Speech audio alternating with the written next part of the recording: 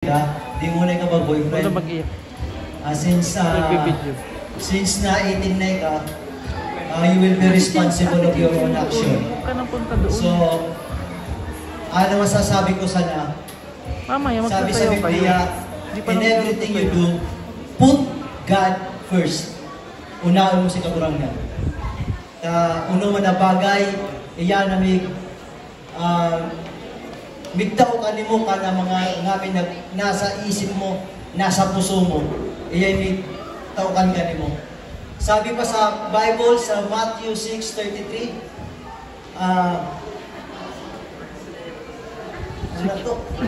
seek ye first the kingdom of God and His righteousness. Isa lang sa paborito kong verse, seek ye first the kingdom of God and His righteousness. Dapat talaga kitang tao, sa oral dutang buhay, unang ta si kagurangnan. Unang-una kaya si kagurangnan, nagtataw ka na sa inangos. Iyan nagtataw ka mga biyaya, natatamasa ta sa buhay, ang mga bagay na dirita sukat akalain na nangyayari. It is because of God. Pag iyaa, inuna mo. So, kani mo, iginta, 18 na ka, makinig ka nga kay gibon mong uraldo, bawi ka, pagkabangon-bangon mo, unaon mo si kagurangnan, mag-devotion ni ka. Pero ako, siguro mamamang nung pagraramrag, although kapot-kapot ko ang cellphone, pero nagdi-devotion ako. So ako yan, pero kung inuuna si kagurangnan. So, pangarawa, His righteousness. Si kagurangnan, iya'y pinaka-perfect example ta. His Son, Jesus Christ. Kinuno so ginibog kay Jesus Christ kung nagkatawang tao siya.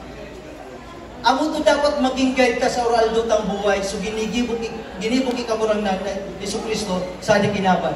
So, anak kanyang katulidan, katanusan, amo mo gibuon, amo mo sundon.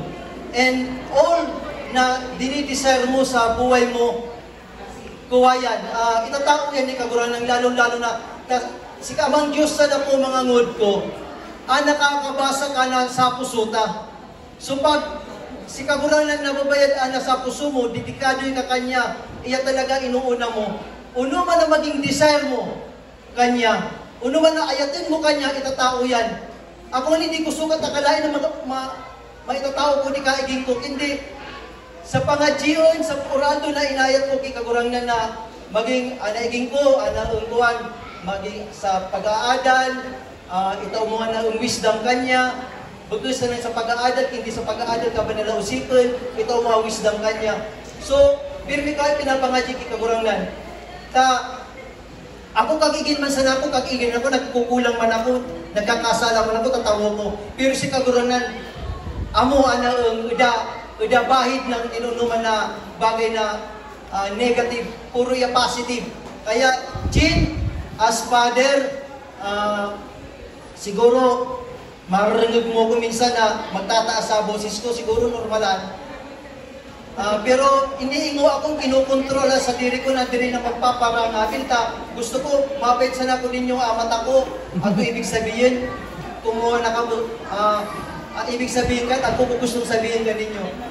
Aba ako nang magpaparangabil, tao ng una, raraganay ka. Lana ka iyan na pagparangabilang pa. Siguro isin mo na yan pag kinunatama, kinunasala. Wish ko kanimo igin, kinuna na sa plano ka na puso mo, kinuno plano mo sa buhay, kinuno gusto mong kurso, gusto mong magdoktor, kinuno pa man. Gigibuhan na ni Papa, kayang-kaya na ni Papa, kurmito kanimo.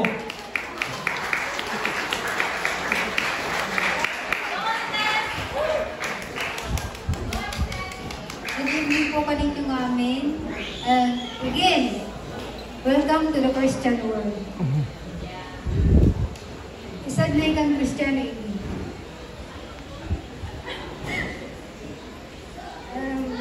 Sana maging responsable ka. Ang amin na bagay, pag decision mo, sabi ni Papa mo, pwede na ako na ikaw mag-boyfriend. Pero hindi mo na magbago. Pag makatapos ka sa pag-eskwela, pwede na. pwede na ikaw magkago. Ano wish ko kanimo? Pero may kong pinagpipray kay amang Diyos na pero di sila kang maging maray, mabuot na iging. Ang pinaka-the best na maging maray na tao. Pero may mo tatandaan, sa good, di ka maningaw, man nagibuhon mo sa buhay mo. Pero may mo iayat sa guidance ko.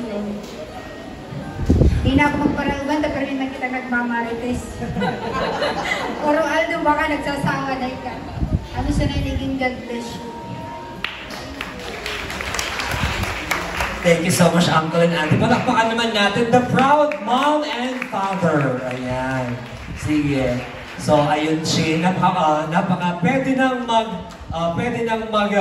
magpaligaw, pero hindi mo pwedeng mag-asawa. So, yan ang mga bili na matatanda. Kaya lang, bilang millennial, ayan, ito yung kuya naman ang magbibigay ng wish. Ayan, yung mga medyo adult, lagi nilang worry, mag-aasawa na tayo agad. Habang di po tapos sa pag-aaral. Pero may delikado kasi yung bili na wag munang mag-asawa at magtapos na agad ng pag-aaral. Dahil kapag hindi ka nag-asawa at nagtapos ka ng pag-aaral, most likely, you will build up your dreams. Makakalimutan mo na, dear, ang pag-aasawa.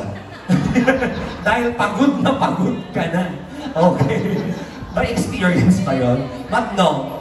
Ang mga kabataan po ngayon, dear friends, sa kanilang generation, late silang papakasal, late silang nagkukommit into marriage because napakamahal ng bilihin. Pangalawa, napakataas ng standard ng kanilang dream na lifestyle. And number 3, napakadaming Korean novela ang taas ng standard nila sa gagawin nilang boyfriend. Agree? Agree.